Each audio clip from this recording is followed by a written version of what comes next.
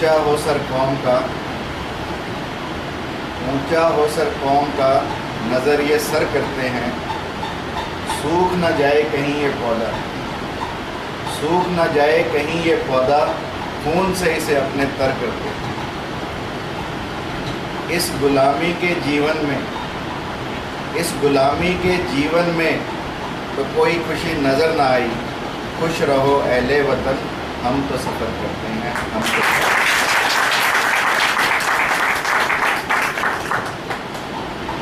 Any बसंत एक ऐसा जीवन जिसने विदेशी होते हुए भी भारत को अपनाया और भारत में न केवल भारतीयों को राजनीतिक गुलामी से मुक्ति दिलाई, परंतु आर्थिक गुलामी, सामाजिक गुलामी और आध्यात्मिक गुलामी से भी भारतीयों को छुटकारा दिलाया।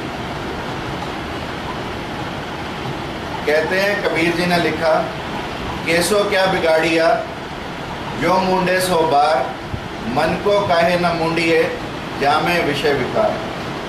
यानी व्यक्ति बाहर बाहर सब कुछ करता रह जाता है और अपने अंदर झांकने की कभी कोशिश नहीं करता। एनी बसंत का एक जीवन ऐसा जीवन है जो हमें प्रेरणा देता है कि हम अपने अंदर कैसे झांकें, हम अपने अंदर की यात्रा कैसे करें, हम अपने अंतस को कैसे जगाएं। और हमारा सारा प्रयास, हमारा पूरा जीवन हम लगा देते हैं अपने बाहर बाहर को संवारने में, अपने शरीर के भोजन के लिए, परंतु हम कभी अपनी आत्मा के भोजन के बारे में विचार ही नहीं करते। कभी हम ये सोचते ही नहीं, हम हमेशा बहिर्मुखी रहे, हमने बाहर की यात्रा की, हमने कभी अंतर की यात्रा की कोशिश ही नहीं। कहते हैं एकनाथ अभी जब तक सिद्धि को प्राप्त नहीं हुए थे, आत्मज्ञान नहीं मिला था, तो तीर्थ यात्रा करते थे, तीर्थों पर जाते थे। तो एक बार तीर्थ पर जाने लगे तो उनके भाई ने एक कुंभी दे दी उन्हें और कहा कि जहां तुम स्नान करो, इस कुंभी को भी वहां स्नान करा दो। चाहे गंगा जी जाओ, चाहे गोदावरी जाओ, चाहे यमुना जाओ, चाहे कृष्णा जाओ, चाहे कावेरी जाओ, जहां डुबकी लगाओ, इस कुंभी को भी डुबकी साथ में लगवाओ। और जब पूरे भारत की यात्रा करके सभी तीर्थों पर घूमकर वापस आए और अपने भाई को वो तुम्बी वापस दी, भाई ने वो तुम्बी तोड़ी और चख कर देखा, उसकी करवाट वैसी थी। तो भाई ने कहा कि जब ये सब तीर्थ मिलकर इस तुम्बे की कड़वाहट को नहीं निकाल पाए, तो तेरे जीवन को कैसे सुधारे, तेरे जीवन की कड़वाहट को कैसे निकाले। और यदि तूने अपने जीवन को सुधारना है, यदि अपने जीवन की कड़वाहट निकालना चाहता है, तो ये बाहर के आडंबरों को छोड़कर तू अपने अंदर की यात्रा कर। और उस दिन एकनाथ का विवेक जागा, एकनाथ का अंतस जागा और एकनाथ ने बाहर की यात्रा छोड़कर अंतर की यात्रा की, और बाकी सब कहानी आपको मालूम है।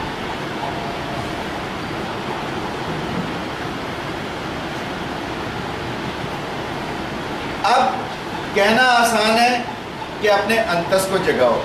थियोसॉफिकल सोसाइटी, जिसकी मैडम ब्लावस्की के साथ एनी बसंत ने स्थापना की, एकमात्र उद्देश्य कि अपने अंतस को कैसे जगाया जाए।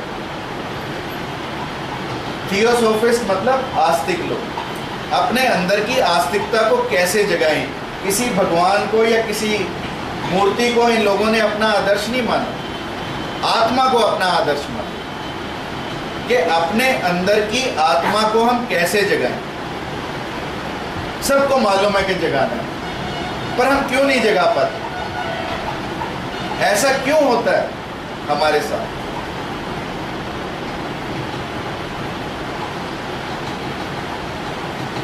ऐसा इसलिए होता है क्योंकि हम अपने आप को ठीक नहीं कर पाते।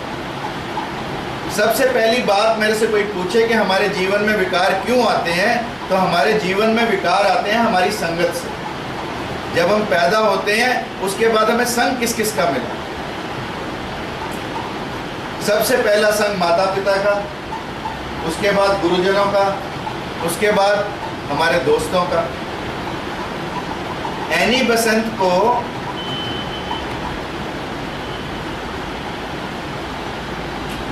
पिता का स्वर्गवास जल्दी हो गया, लोग इसे बाधा समझते हैं। मैं समझता हूं ये कुछ सीढ़ियां होती हैं व्यक्ति के जीवन में। फिर पति का साथ छूटा। इन बातों ने एनी के दिमाग पर यह डाला कि इस भौतिकता के जीवन में कुछ नहीं रखा, इस भौतिकता से विमुख किया उसे, और वो चल पड़ी अपने अंतस को जगाने। आप अपने जीवन में इस बात को कभी सोच कर देखना कि हमारे जीवन में जो जो भी विकार आए, चाहे हमने शराब पीनी शुरू की, चाहे हमने सिगरेट पीनी शुरू की, चाहे हमने जुआ खेलना शुरू किया, ये सब चीज़ें हमारे जीवन में हमारी संगत से आती। और जो व्यक्ति अपनी संगत को ठीक नहीं कर सकता, वो अपने अंतस को कभी जगा नहीं सकता। एक कहानी हम अक्सर कहा करते हैं, और अक्सर मैंने भी यहाँ पर कही है, कि एक जंगल था, उस जंगल में घुड़सवार आया। घोड़ा चलाते चलाते उसे प्यास लगी, उसको एक कुआं दिखाई दिया, वो उस कुएं के पास गया। कुएं के अंदर झांका, देखा पानी है। कुएं के साइड पर रस्सी भी पड़ी है, बाल्टी भी पड़ी है। फिर कुछ उसके दिमाग में आता, प्यासा है परंतु पानी नहीं पीता, कुएं की साइड पर बैठ गया। इतने में एक दूसरा व्यक्ति आता है, वो भी ये सब चीज़ें देखता है, कुआं है, पानी है, बाल्टी है, रस्सी है, पर उसके भी दिमाग में कुछ आता है और वो भी साइड पर कुएं की बैठ जाता है। इतने में एक तीसरा व्यक्ति आता है, उसके साथ भी यही होता है। फिर चौथा व्यक्ति आता है, वो रस्सी बाल्टी के साथ बांधता है, बाल्टी को कुएं में डालता है, पानी निकालता है, पानी को पीता है, अपनी प्यास बुझाता है, फिर बाल्टी और रस्सी को दोनों को कुएं में डालता है। अब जब ये पानी निकाल रहा होता है तो ये तीनों जो साइड पर बैठे हैं, ये सोचते हैं कि वाह, अब ये पानी निकालेगा और हमें पिलाएगा, परंतु वो ऐसा करता नहीं। और वो तीनों लोग उससे पूछते हैं कि तूने रस्सी और बाल्टी कुएं में क्यों डाली? वो व्यक्ति उनसे प्रश्न करता है कि तुम बताओ, पहले तुम यहाँ पर क्यों बैठे? तो पहले ने जवाब दिया कि मैं पानी निकालकर पी सकता था, परंतु मुझे याद आया कि तू तो राजा का बेटा है, तू तो राजकुमार है, तेरे को पानी पिलाने के लिए तो नौकर बहुत है, तू साहबजादा है, इसलिए तू खुद पानी निकाल कर क्यों पिए? इसलिए मैंने पानी नहीं निकाला और इसको छोड़ दिया। दूसरे से पूछा, उसने कहा कर मैं भी सकता था, पर जब मैंने ये सब सोचा तो फिर मैंने सोचा कि तू तो वजीर का बेटा है, तू तो वजीर ज़्यादा है, तेरे को क्या ज़रूरत है ऐसा करने की, तो इसलिए मैंने नहीं किया। तीसरे से पूछा तो उसने कहा कि मैं तो सेठ का लड़का हूँ, नगर सेठ का लड़का हूँ, सेठ ज़्यादा हूँ, इसलिए मैंने ऐसा नहीं किया। तो चौथे से, जिसने पानी निकाला, पिया और बाल्टी और रस्सी दोनों कुएं में डाल दी, उससे पूछा तो उसने कहा कि तू साहबजादा, ये वजीर ज़्यादा, ये नगर ज़्यादा, और मैं कौन हूँ? मैं हरामजादा। यानी जीवन में जब जब हमारे साथ हरामजादे रहेंगे, तब तक हमारा जीवन सफल नहीं हो सकता। इसलिए अपनी संगत को देखना, अपने आस पड़ोस को देखना, हम किसके साथ बैठते हैं, किसके साथ उठते हैं, इसका ज्ञान रखना सबसे ज़रूरी है अपने अंतस को जगाने के लिए। A man is known by the company he keeps। यदि हम संस्था में आकर खाली बैठते हैं तो खाली बैठने वाला खाली बैठने वाले को ढूंढ लेता है।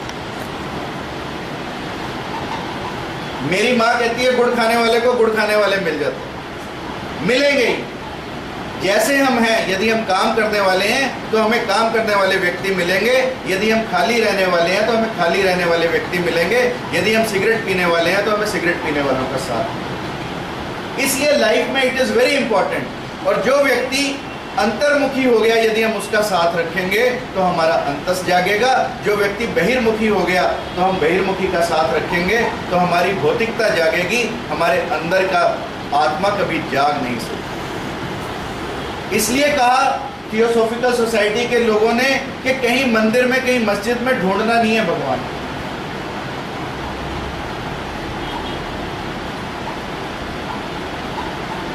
इसलिए कबीरदास जी ने लिखा, ईंट पत्थर जोड़ के मस्जिद ले बनाए, क्या ऊपर मुल्ला बांग दे बहरा हुआ खुदा है। कि भी खुदा के बहरा है कि जो हम इतनी जोर जोर से माइक लगाकर उसको बुलाने लगते हैं।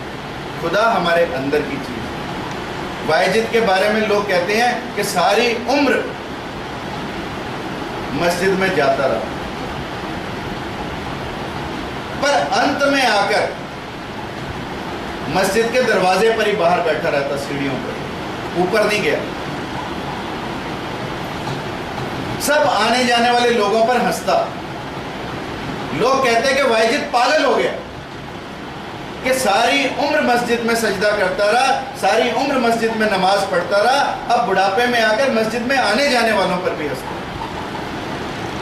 तो लोगों ने कहा कि वायजिद तू पागल हो गया, सारी उम्र परमात्मा के नाम में गुजारी और अब तू आकर ऐसा करने लगा, ऐसा क्यों है?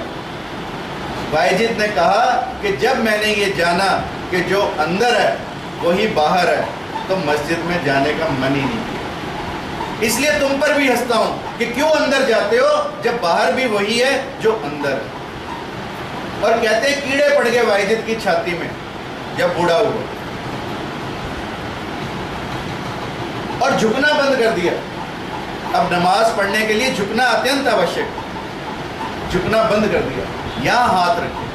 लोगों ने कहा कि तो अब झुकना भी बंद कर देगा, चाहे अंदर या बाहर परमात्मा एक ही है, पर झुक तो सही उसके लिए। तो उसने कहा यदि मैं झुका तो ये जो परमात्मा है ये गिरेगा। उसको उन कीड़े मकोड़ों में भी परमात्मा नजर आया। जब हमने कहा कण कण में परमात्मा है, तो जब कण कण में हमें परमात्मा नजर आए उस समय हमारा अंतस जागे।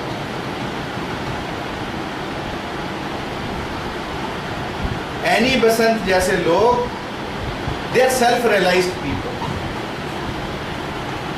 It is not easy to form a society. She along with Madam Blavatsky formed the Theosophical Society of India, and if you go on to the Chennai side you will see the real work done by Theosophical Society of India. इन्होंने क्या नहीं किया? इन्होंने बाल विवाह पर प्रहार किया। कम से कम थियोसॉफिकल सोसाइटी का जो भी मेंबर बनता था, इन्होंने ये कहा कि 16 साल की उम्र से कम लड़की की शादी नहीं करें, 18 साल से कम उम्र के बच्चे की शादी नहीं करें, लड़के की शादी नहीं करें। महिलाओं का जो शोषण हुआ उस पर प्रहार किया, सती प्रथा पर प्रहार किया, विधवाओं के पुनर्विवाह पर इन लोगों ने कहा कि विधवाओं का पुनर्विवाह होना चाहिए। इन लोगों ने इस पूरे देश में जागृति का काम किया। और जैसा मैंने कहा कि सब तरह की गुलामी से छुटकारा दिलाने के लिए इन्होंने हमें काम किया। कांग्रेस की अध्यक्षा रही, पर कांग्रेस में जो भी गरम दल के नेता हुए उनका गांधी जी से भेद हुआ। एनी बसंत का भी गांधी जी से भेद हुआ। अध्यक्ष पद छोड़ दिया, अपनी राह पर चल पड़ी इस देश को आजाद कराने। जेल में रही, बनारस आकर हिंदू सेंट्रल विद्यालय की स्थापना की।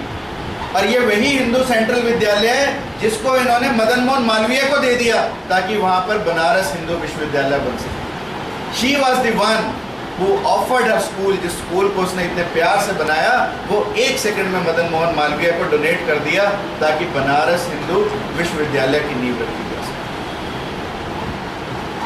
जीवन में ये काम करने कोई आसान नहीं, इट इज़ वेरी डिफिकल्ट। और वही लोग कार्य कर सकते हैं जिनका अंतस जागृत हो, जिनको भगवान से प्रेरणा मिले।